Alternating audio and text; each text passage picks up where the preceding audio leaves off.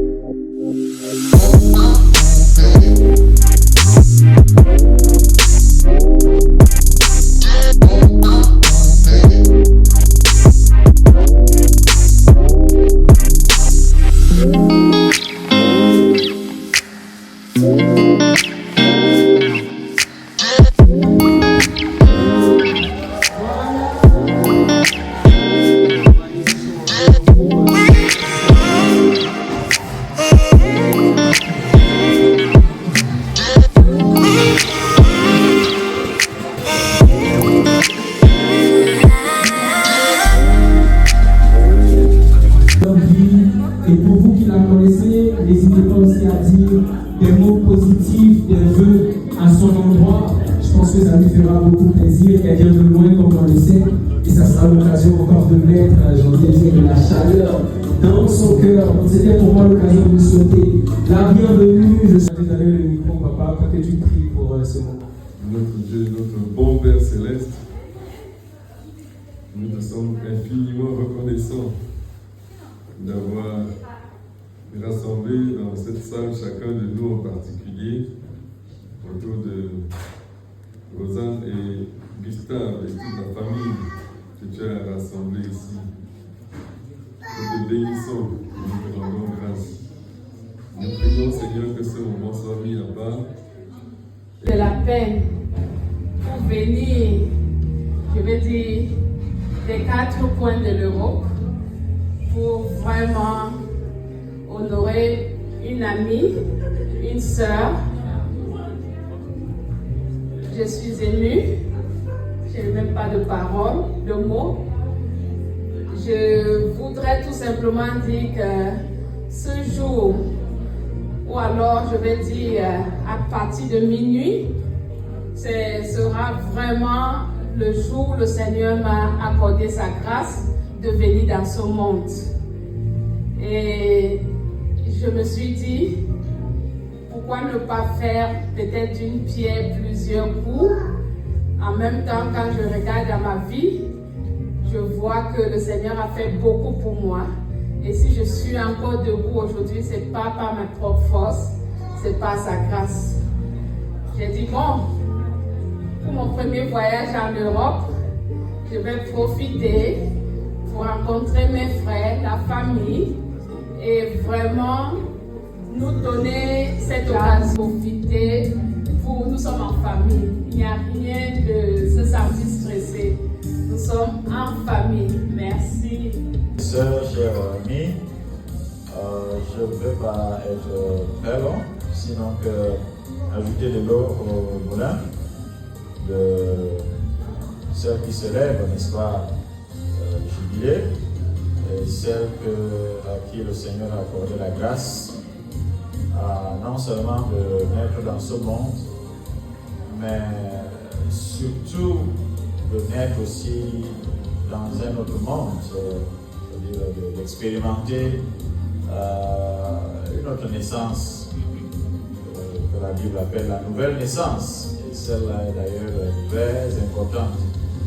Et je parle de cela parce que l'ayant aussi expérimenté, le Seigneur nous a accordé aussi la grâce de nous rapprocher l'un de l'autre et m'a accordé la grâce particulièrement d'être témoin, n'est-ce pas, de ces merveilles. Mais surtout de ces merveilles, je ne parle pas des merveilles, mais surtout de ces merveilles, je ne parle pas des merveilles par rapport à moi, des merveilles par rapport, n'est-ce pas, à celle qui célèbre aujourd'hui. Et comme ça, je dis, Madame Defoe, joyeux anniversaire. Que le Seigneur te bénisse. Grâce au Seigneur, et nous sommes très contents de savoir que vous vous êtes joints à cette famille pour partager, n'est-ce pas, cette action de grâce, pour partager ces moments. Certains sont venus de très loin,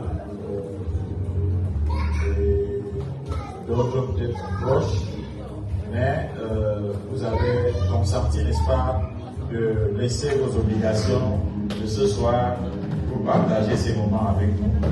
Et nous bénissons le Seigneur. C'est une rencontre, c'est une occasion de rencontre.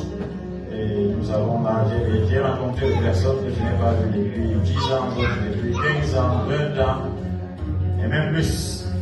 Et je bénis le Seigneur pour cela. Et que le Seigneur soit loué. Sentez-vous à l'aise, que ce soit la fête. Célébrons ensemble, je veux dire, et rendons grâce au Seigneur ensemble. Bien-aimé l'a dit dans sa prière, il est question, n'est-ce pas, de se réjouir avec nous. Et gloire à notre Seigneur puissant. Merci. Bonne fête. Numéro 3. Le numéro 3.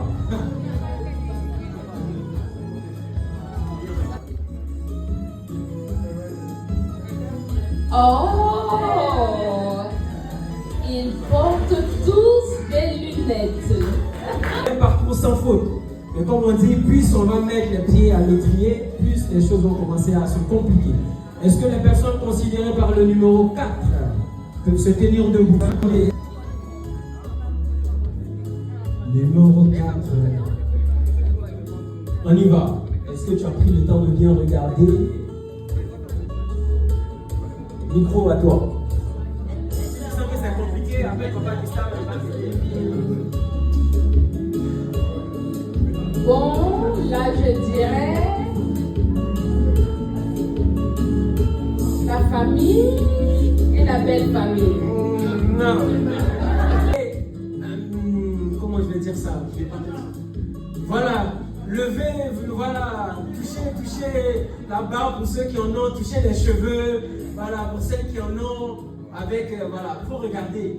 Il y a un élément qui les distingue dans ce qu'ils sont en train de faire.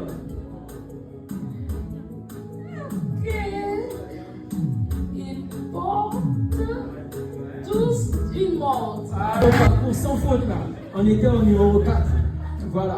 Donc on va continuer tout à l'heure. Mais le temps pour moi de poser une question avant de revenir encore à ce jeu d'observation. On sait qu'en 50 ans de vie, on a quand même des caractéristiques qui nous distinguent. D'accord? Donc pour ceux qui connaissent Madame Defoe, durant toutes ces années où vous l'avez connue, quel est le mot qui pour vous la définit? Un mot. Ça peut être par exemple douce, ça peut être paisible. Oui, je vais passer le micro à Madame, vous pouvez vous présenter et après vous dites le mot qui la définit. Moi, c'est Marinès. Je viens du côté maternel de maman Rosanne. Et pour le peu de temps que je l'ai connue, parce que j'étais tout petite, elle allait aux États-Unis. Mais depuis que je suis en Europe, pour le peu de temps que je l'ai connue, je sais qu'elle est rassembleuse. Donc, tenu à ce qu'aujourd'hui, sa famille, ses amis soient autour d'elle pour célébrer ce moment très important. Donc, rassembleuse, est-ce que quelqu'un a un autre adjectif, un qualificatif, un mot qui définit Madame Defoe?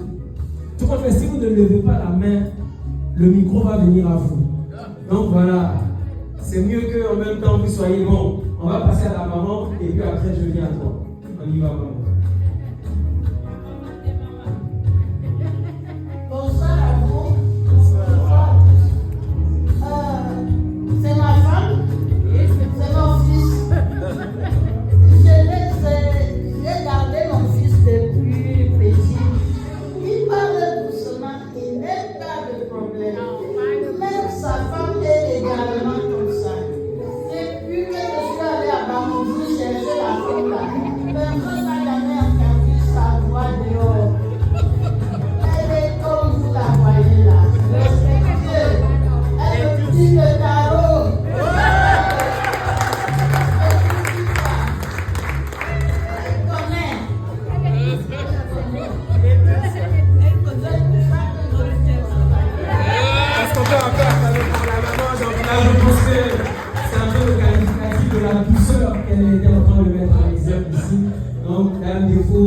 dame qui est douce et rassembleuse. On va aller avec un troisième qualificatif. Bonsoir tout le monde. S'il y a une qualificatif que je pourrais coller, il y en a plusieurs déjà. Mais s'il y a un que je pourrais coller à Maman Rosanne, c'est son côté aimable. Elle sait donner l'amour et elle sait attirer l'amour à elle. Donc, son côté aimable. Voilà, en tout cas, on bénit le Seigneur pour tous ces qualificatifs. Et toi-même, qui dis-tu que tu es? Durant ces 50 ans, toi, tu vas nous donner 2 qualificatifs, pas un. On sait que c'est toujours compliqué de parler de soi-même, mais parfois, voilà, il faut reconnaître aussi qui on est, la grâce que le Seigneur nous a fait. Donc, qui penses-tu que tu es? 2 mots qui te qualifient. Question très difficile à répondre. Je crois que c'est toujours bon quand les gens peuvent lire ou peuvent dire ce que nous sommes. Mais je pense que la réponse viendra de ma maman quand elle parlera quelque part. Ok, top. Donc, comme elle n'est pas seule, et qu'on dit 2 valent mieux qu'un, donc Papa Gustave va quand même dire 1 mot, 2 mots. On est d'accord ou pas? Voilà, donc Papa Gustave, tu vas nous dire 1 ou 2 mots qui qualifient dame défaut, ta précieuse, voilà, celle qui a des. Bon, il y a beaucoup de choses que je voulais dire. Hein. Bon, mais deux mots, 2 choses. C'est une femme de foi. Oui. Et si vous permettez que j'explique très brièvement, oui,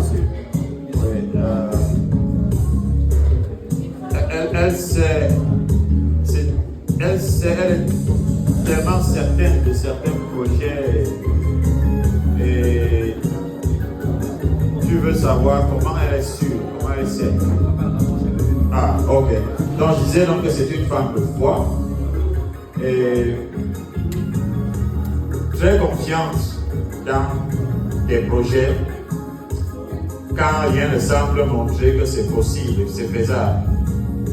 Mais elle te dit c'est faisable. Et c'est une qualité. Je peux pas aller plus loin que ça. Deuxième chose, c'est une femme vertueuse. Elle a pas mal de vertus. Et je peux donner d'autres détails par rapport à ses vertus s'il y a l'occasion qui se présente. Est-ce qu'on peut l'acclamer pour la femme vertueuse? Voilà. En tout cas, ça nous fait plaisir d'entendre tous ces mots-là venant de toi. Le déplacement qu'ils font pour venir ici, c'est déjà une marque d'attention et te dire encore ces beaux mots. Je pense que ça va rester encore gravé dans ta mémoire pour les 50 années qui arrivent. Voilà.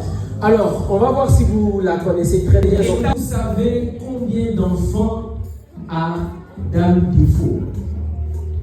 Combien d'enfants elle a? Là, on est à la découverte de qui elle est. Qui sait elle a combien d'enfants? Tu vas nous dire. Bonsoir à tous. Dame Défaut a 3 enfants. Merci. Ok, 3 enfants, exactement. Elle a 3 enfants. Et est-ce que vous pouvez déterminer l'année à laquelle elle arrive aux États-Unis?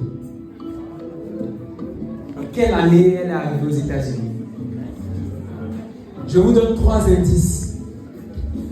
2012, 2015, 2011. Combien? 2011. Mais pourquoi tu as sauté dessus comme ça, papa? Tu savais bien. C'est venu, c'est resté, c'est sorti. Est-ce qu'on va acclamer pour le papa? Il a sauté sur la réponse directement. Ok. Alors, on va voir si vous la connaissez très bien. État vie Dame Défaut aux États-Unis. Dans quel état vit? J'apporte le micro ici. Est-ce que tu peux nous dire juste ton prénom et après tu réponds? Bonsoir, moi c'est Grace. Tata Rosanne qui est au Maryland. Au Maryland, ça s'acclame aussi, hein, c'est une très bonne réponse. J'espère que tout ce qu'on est en train de dire, vous n'allez pas aller et puis oublier. Parce qu'on est venu, on va manger sa nourriture.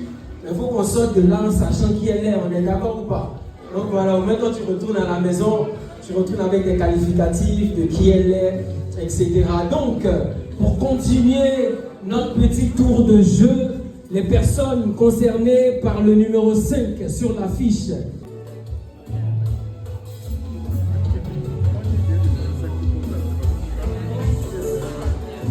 C'est tout? Ok.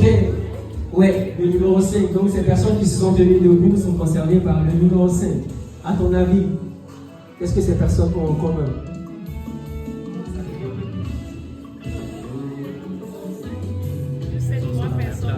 Oui, il y a juste 3 personnes, c'est ça.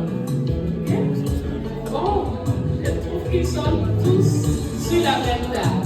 Bon, c'est bien joué sur la même table, mais va encore plus loin. Va encore plus loin. Est-ce qu'on lui donne un indice?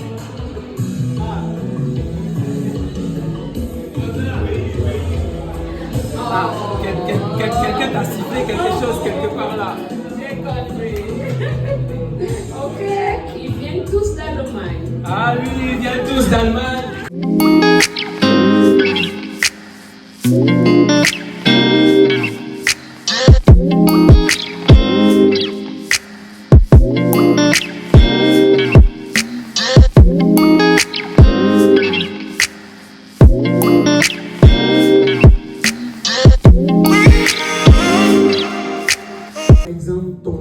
L'un de tes plus grands challenges pendant ces 50 ans?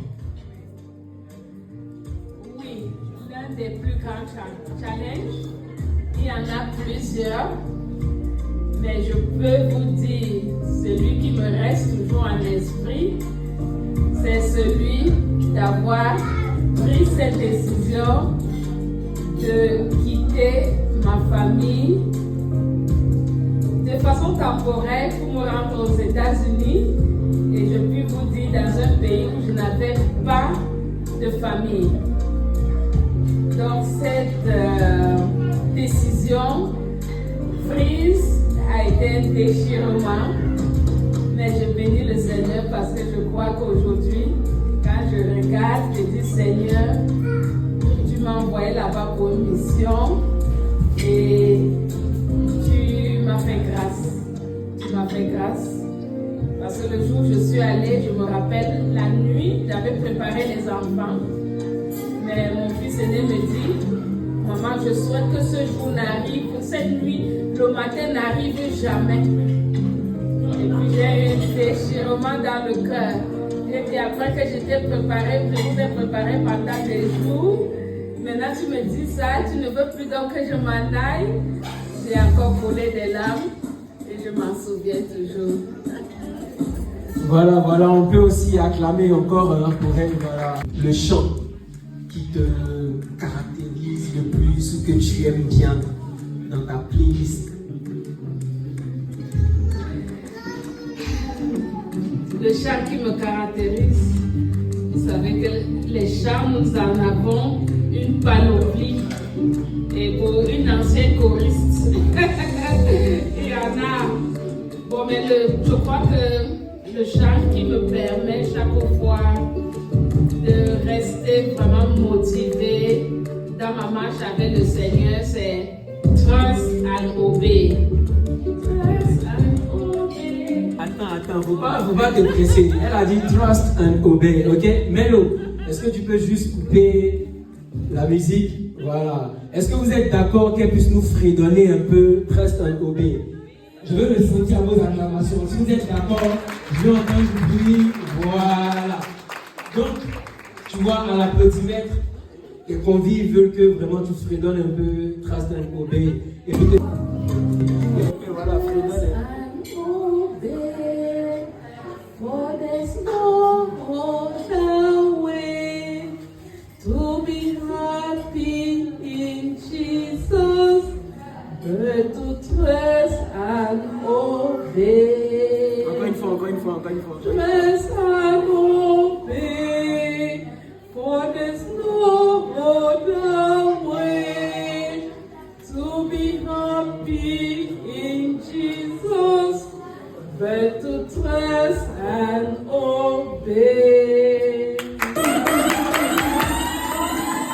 Merci vraiment, on sent la graine de l'ancienne choriste là. Merci en tout cas pour ce chant. C'est pas vraiment aisé, mais je sais quand même que le souvenir le plus vivant que j'ai en esprit, c'est lorsque j'ai eu mon premier fils. C'était quelque chose de merveilleux. J'ai vu la gloire de Dieu d'une autre façon. Et jusqu'à aujourd'hui, depuis que le Seigneur m'a fait grâce de tenir un bébé dans la main, je me suis demandé tout cet être sorti de mon ventre. Je n'arrivais pas, je n'ai fait que couler les larmes et rendre grâce à Dieu. Merci. Est-ce que les enfants qui sont là peuvent juste se tenir debout? On veut voir la gloire de Dieu faite chair. Voilà, levez-vous, on va bénir le Seigneur pour votre vie. Est-ce qu'on peut acclamer le Seigneur? Chers amis, chers frères et sœurs, bonsoir à tous. Nous sommes vraiment réunis ici, non seulement pour compter les jours, non seulement pour compter les nombres d'années, les bienfaits de l'Éternel, mais aussi pour rendre grâce à Dieu, pour lui dire merci pour ce qu'il a fait dans la vie de notre sœur Rosanne. Nous sommes tous conscients qu'elle est entrée dans l'année du jubilé, dans les 50 années. Et la Bible nous dit dans le psaume 90 au verset 12, « Enseigne-nous à bien compter nos jours, afin que nous appliquions notre cœur à la sagesse. » Compter les jours, c'est réaliser qu'aucun n'est dû, et que chaque respiration est un cadeau de Dieu. Chaque jour qui passe, c'est vraiment un don qui nous vient du ciel. Alors, Rosanne fête 50 années, c'est-à-dire un demi-siècle de rire, de pleurs, de combats, de victoires, de larmes, oui, tout ça, de chutes, de relèvements, oui, des moments difficiles par lesquels elle est passée et des moments aussi que Dieu l'a relevée.